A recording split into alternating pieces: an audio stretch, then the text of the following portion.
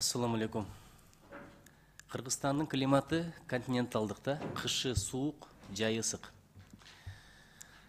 Кече бир эксперттин маалыматы макаласына кулак түшөдүм.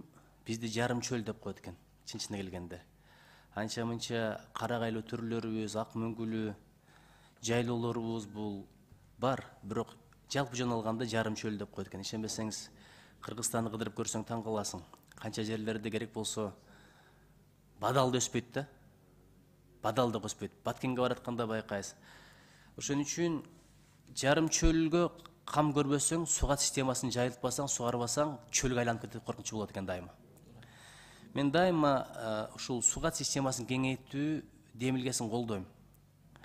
Бул аракетиңер жакшы, бирок ошо сүйлөшүүлөрдө баягындай деталдарга көңүл бөлүп койсоңор аябай жакшы болот да.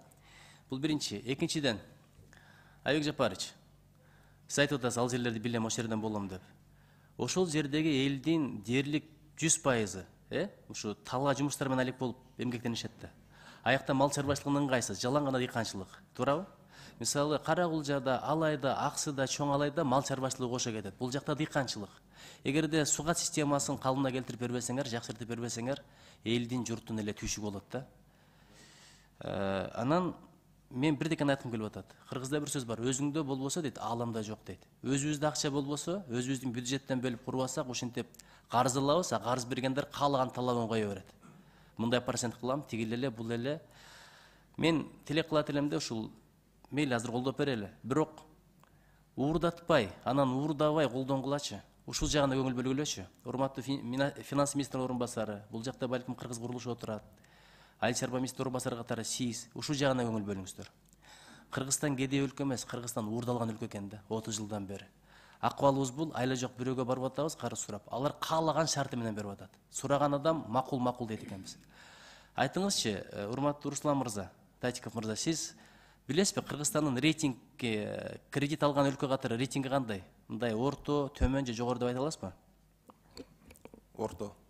Орто, туурабы? Орто, анткени алабыз. Муну алган менен төлөйбүзбү башка маселе. Бир күн дагы алдына жалдырап барабыз, ошону кечирип койгулачы, кечип койгулачы. Ошентип эле келе атпайсызбы? Туурабы? Ошон үчүн мен сиздерден суранат элем.